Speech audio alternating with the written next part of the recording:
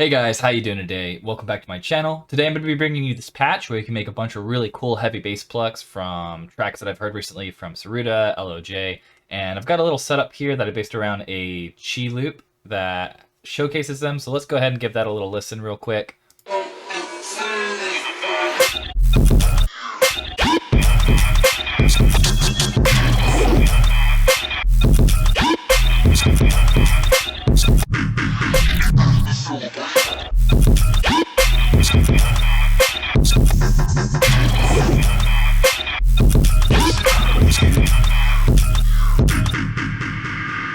Cool. So the patch I'll be showing you today is this sound right here. I will say before going in that I have been using a couple distortions lately on my basses. I have been putting blood overdrive without touching any of the knobs or turning anything up because it just adds a little bit of extra oomph to the sound in terms of like the highs. Especially since I sent it through Tantrum, which is the distortion that I found watching Koan Sounds videos. It's amazing. I love this. It's still possible to make the sound without using Tantrum, but if you can pick it up, it's one of the best distortions I've ever used. It gives you a ton of different options. You can control exactly what frequencies are being affected. You can control the tone of the distortion. It's a great distortion. So let's get right into the bass. So for this patch, you can use a sine wave for the first oscillator, but I'm going to be using double Bowie because it allows me to change it up in a more interesting way if I decide to mess with the wavetable. And then for oscillator 2, we're going to go ahead and throw on coleslaw bites, and we're going to go ahead and move the frame up to 198. I then bring down the pitch to -36 so I can play an upper note on my keyboard, but I'm also going to turn this to -31. Which is an interesting way to FM it, which is what we're going to do. We're going to go ahead and turn down the level, and we're going to go ahead and put FM from oscillator 2 on there, and turn that to 15%. I've been messing around with Much Stranger, because usually you change it up a direct octave, but I have been messing with Much Stranger FM pitches for the second oscillator to try and get more interesting sounds, especially when I'm sending things through a ton of distortion.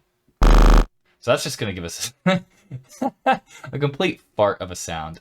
I'm also going to be turning vocode on and just turning that all the way down. So we're just going to have a really weird sound for just a little bit. I did use unison for these, so I cranked this up. I took the phase randomization off for this one. I also took this and put it on 3, and I also kind of turned up the detune power a tiny bit. And then I also brought the detune power for this up to 3.9, which also kind of widens it a little bit. We're not going to get a really interesting sound from this until we start putting filters on and messing with the chorus. So what we're going to do is we're going to start doing our LFO, which for this sound, I brought the LFO over here, and then I just curved it down a decent amount until it's kind of shaped like this. And then I made sure it was on 1/4. And we're going to have a second LFO that also affects the sound. And the only thing we're doing here with the second LFO is we're putting it on 1/4, and then we're putting it on the pitch, which is another thing I've been experimenting with. If you really want to try to mess with the way that the sound morphs, just put a very discrete amount, 2.4 is what I'm using here, amount of bass on it. And it's not even recognizable really at first, but then once you get a lot of the other stuff going, you'll start to hear it more. But for this first LFO on this front page, we're putting on a couple things. We're going to throw it on, of course, the level, which kind of just shapes it up more. I'm going to type in 0.75 here to get it back to where it was originally. Let's also turn down the phase randomization of the second oscillator as well. And then just a tiny bit of white noise. We're sending this stuff through a lot of filters and stuff, so the white noise is going to come out crazy. I have it just on the smallest possible amount. Once it starts going through a bunch of effects and filters, it'll come out a lot more.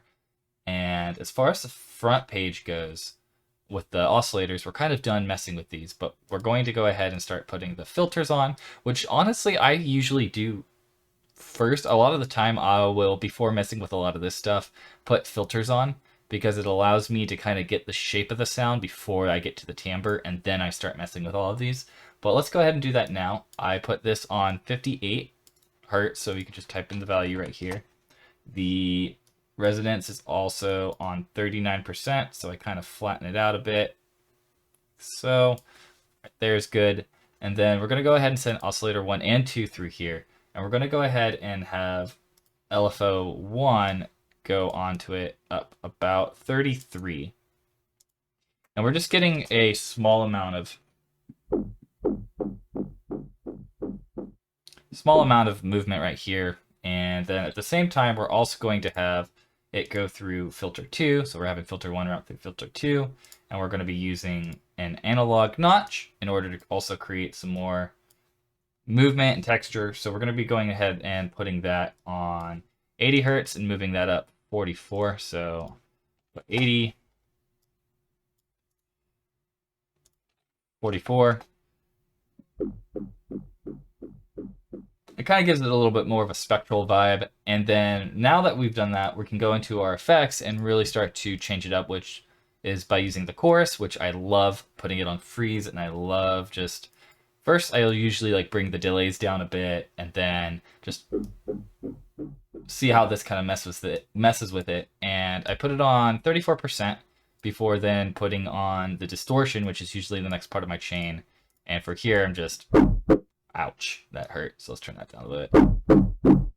Before now, it's probably been really quiet, but now we have this going on it, and this is going to kind of change as we throw the compressor on, which usually I will bring up a large amount of, like, let's say to -11 of bass. And now you can see this is the stage usually where it gets really nice.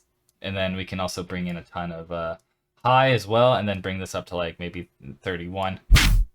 Oof, that's so loud. And even then, I still feel like the white noise is just intrusive a little bit, but we're not gonna mess with it yet. So we have kind of a big sound going on right now, but we gotta dial it back. I usually will try a phaser at this point and see how making dips in the middle to upper or even lower frequency sounds. Usually I turn the offset on and try to mess with this a little bit. You can crank up the feedback, and I put it on like 100 or 1667 or anywhere around here.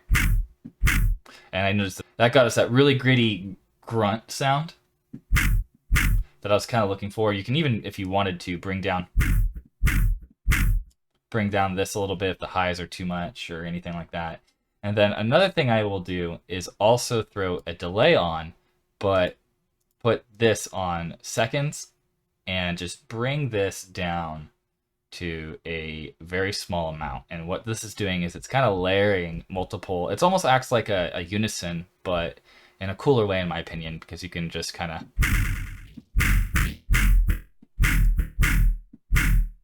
stretch it out a little bit and get a lot cooler. You turn up the mix and it kind of just encompasses it a little bit more. And I just kind of like how it can sound sometimes. And then I also throw on this reverb, which when you put through like tantrum and other distortions later, can add some really cool filler around the sound and kind of makes it a little bit fuller. So sometimes I'll throw reverb on inside the synthesizer before I put it through my effect chain, because I really like the way that it goes through the distortions. But this isn't always the case, and I would always mess with the mix to make sure what's coming out is sounding good. Now you have this really cool grunt sound. Let's go ahead and turn down the reverb a little bit more. You can do a lot here to kind of change the sound and get different timbres to come out. You'll see here that once I put it through my chain that I have right here, a blood overdrive, the tantrum, I have a limiter just to keep higher, or if I change up the note a lot, it just kind of stops it from increasing in volume. I have that encompassing reverb you see me do. You see how I've set up the EQ, kind of just to bring down a lot of the upper frequencies that I don't really need and kind of just shape it to fit into the song.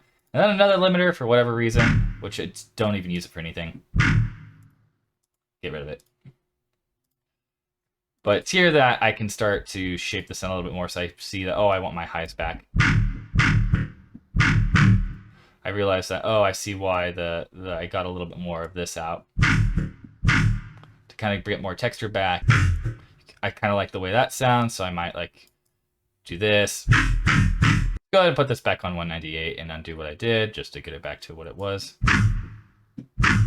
But yeah, that's the sound. It's a cool pluck bass that you can really change up and mix. It's just a cool patch overall.